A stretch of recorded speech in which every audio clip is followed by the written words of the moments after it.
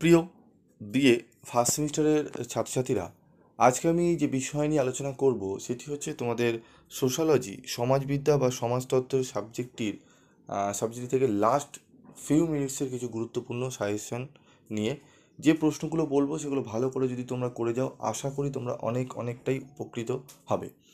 তোমাদের কাছে বলবো, যারা তোমরা চ্যানেলে নতুন রয়েছে, তোমরা নতুন ভিডিও দেখছো পিভি স্টাডি ক্লাসে, তারা চ্যানেলটি সাবস্ক্রাইব করে পাশে থাকা বেল আইকনে ক্লিক করে রেখে দিও। কারণ আগামী যে সেমিস্টারগুলো আসছে, তা সেই সেমিস্টারগুলোতে ম্যাক্সিমাম সাবজেক্টের গুরুত্বপূর্ণ কোশ্চেন অ্যান্সার এবং বিভিন্ন ক্যালকাটা ইউনিভার্সিটির নোটিশ সংক্রান্ত এবং অন্যান্য ইউনিভার্সিটির নোটিশ সংক্রান্ত বিষয়গুলো নিয়ে আলোচনা করা হয়।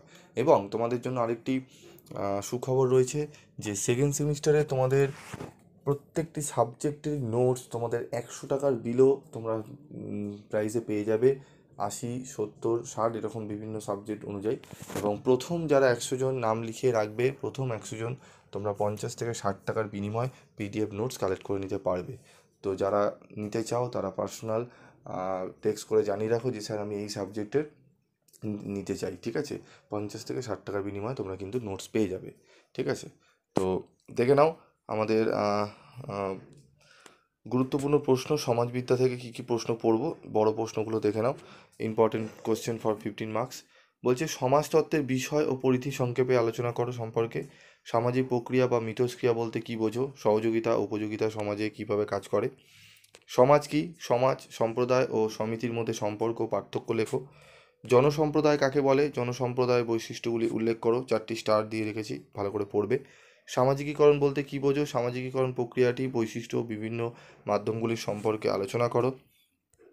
সমিতির সংজ্ঞা দাও। জনসম্প্রদায় ও সমিতির মধ্যে পার্থক্য নির্দেশ করো। বর্তমান সমাজ সমিতি নির্ভর হওয়ার কারণ কি? সামাজিক পরিবর্তন কি? এই পরিবর্তনের দুটি উপাদান সম্পর্কে আলোচনা করো।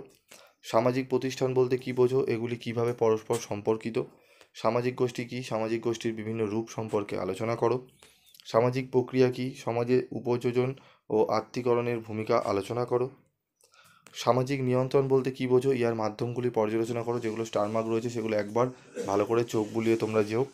তারপর দেখো 12 নম্বর প্রশ্ন, সামাজিক নিয়ন্ত্রণ কি? এর মাধ্যম হিসাবে গণমাধ্যম ও শিক্ষার ভূমিকা আলোচনা করো। সমাজতত্ত্ব ও ইতিহাসের মধ্যে সম্পর্ক ও পার্থক্য আলোচনা করো।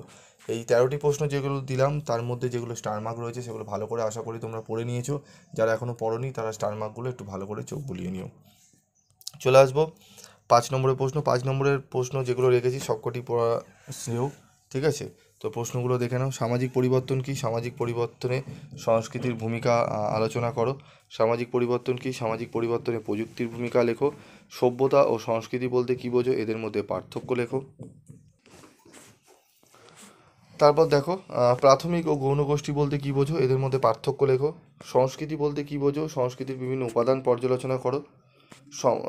সমাজতত্ত্ব ও ইতিহাসের মধ্যে সম্পর্ক আলোচনা করো। তারপর রয়েছে সামাজিক পরিবর্তনের মার্ক্সীয় তত্ত্ব আলোচনা করো। সামাজিক বিচ্যুতি কী? সামাজিক বিচ্যুতির কারণগুলি আলোচনা করো। সমিতি বলতে কী বোঝো? এর বৈশিষ্ট্যগুলি লেখো। সংস্কৃত বলতে কী বোঝো?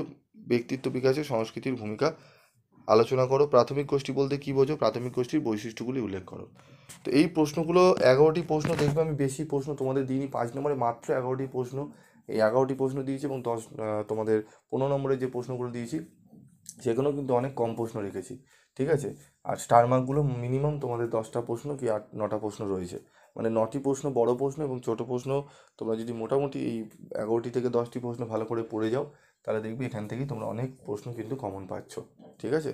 তো এইগুলো পড়ে যাও এবং তোমাদের ভিডিওটি কেমন লাগলো অবশ্যই তোমরা কমেন্টস করে জানিও। এবং যদি চ্যানেলে নতুন হয়ে থাকো অবশ্যই তোমরা চ্যানেলটি সাবস্ক্রাইব করে রেখো। আজকের মতো এটুকুই। দেখা হচ্ছে পরবর্তী ভিডিওতে। সকলে ভালো থেকো, সুস্থ থেকো।